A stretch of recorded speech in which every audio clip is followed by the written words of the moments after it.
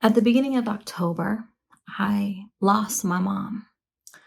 She was still a young 70 years old, and she had diabetes or discovered diabetes about 15 or so years ago, and eventually went on dialysis for kidney failure. And we went to the Philippines together at the beginning of September, and some of you helped support that trip to the Philippines, where I got to do some preaching and outreach in Matiktik.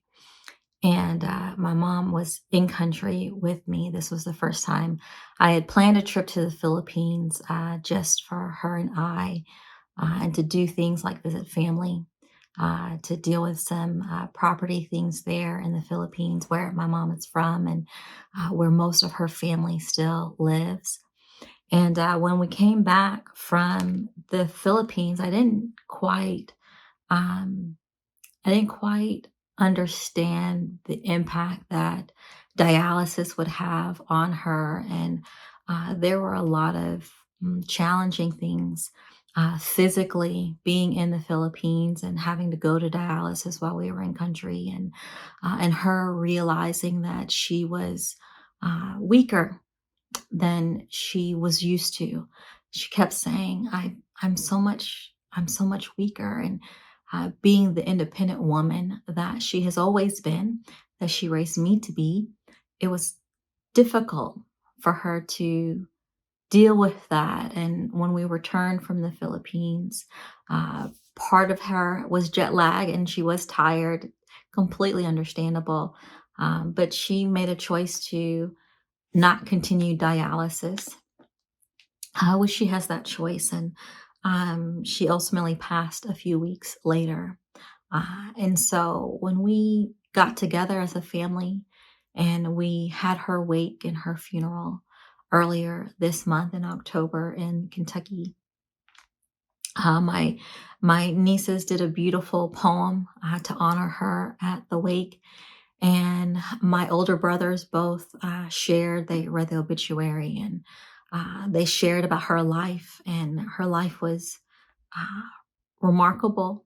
She was a servant, and she gave so much to so many people. She was a community neighborhood mother, as was my father, who passed away in 2002.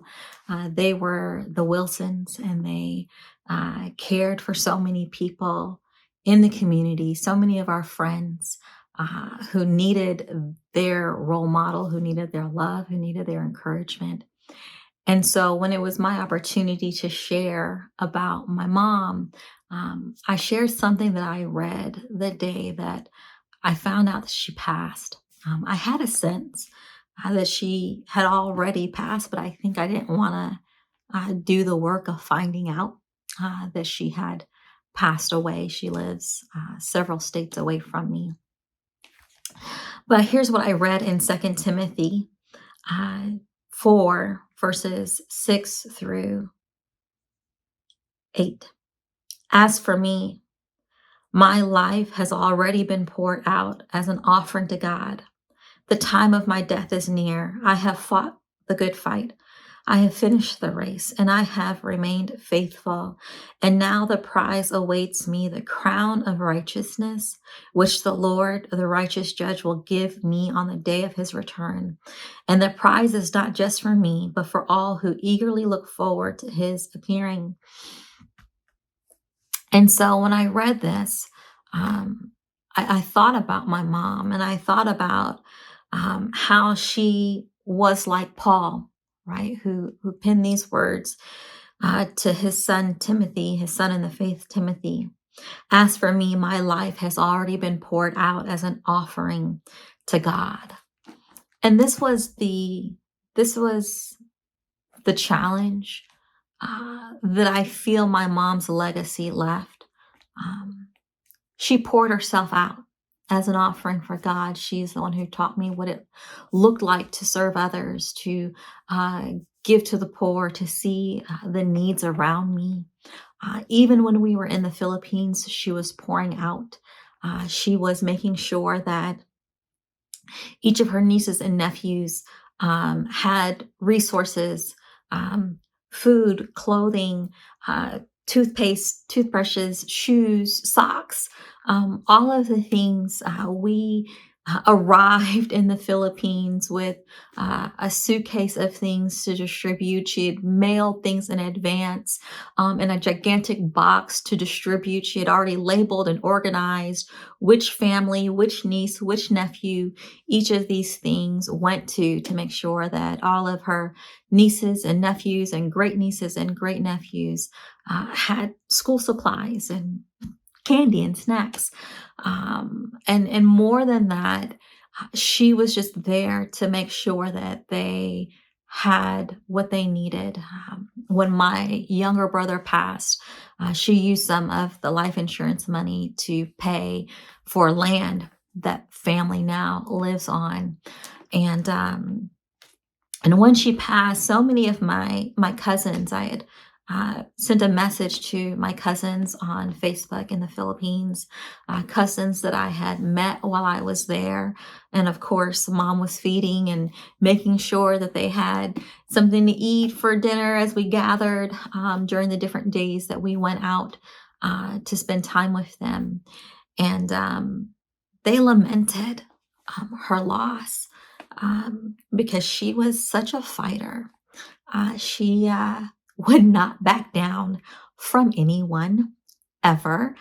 Sometimes I'd have to be like, Ma, you need to like chill out. And she was just the feistiest thing, stubborn, and she knew it. But the words they used were, who's going to fight for us? Who's going to defend us? What are we going to do without our Auntie Isabel? And and I had to sit with them on the lament. But here's the thing: she poured out. She poured out everything that she had. Um, she still had a way of protecting her sanity, her peace, her mental health.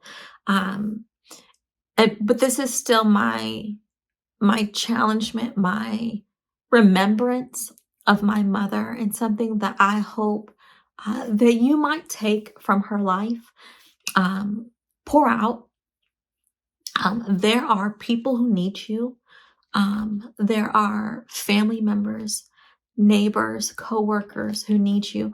Now, I want to make sure that you are taking care of yourself, right? That you have appropriate boundaries, that you are making sure that you are poured into, that you are not pouring out of an empty cup, that you are not allowing yourself to be abused or manipulated or taken advantage of, right? Because I think that is something that we as women in particular struggle with. We don't quite know where to draw the boundary. And let me let you know, my mama knew how to draw a boundary, sometimes a little too clear.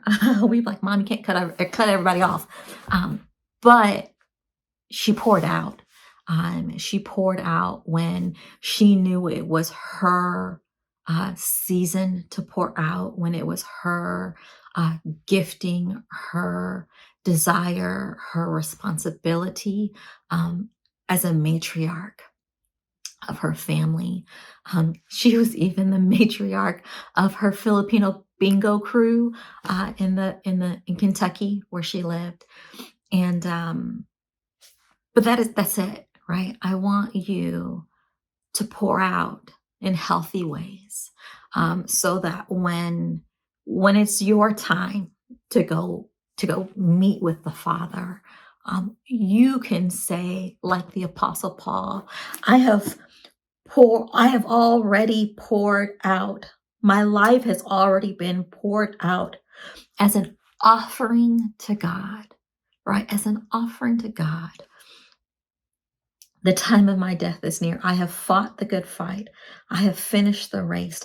I have remained faithful, and now the prize awaits me, the crown of righteousness, which the Lord, the righteous judge, will give me on the day of his return. And the prize is not just for me, but for all who eagerly look forward to his appearing. So pour out. Uh, Make sure you're being poured into. Make sure you're staying connected. Make sure that you're having healthy boundaries, and that you're not enabling behavior that is unacceptable, and you're not being codependent. I just have to put all of these caveats around this topic here. But pour out. Um, Ask God, God, who do you need me to pour into in this season?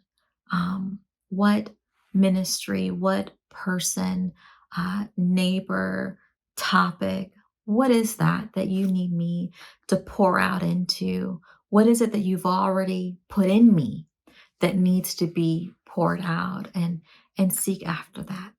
All right.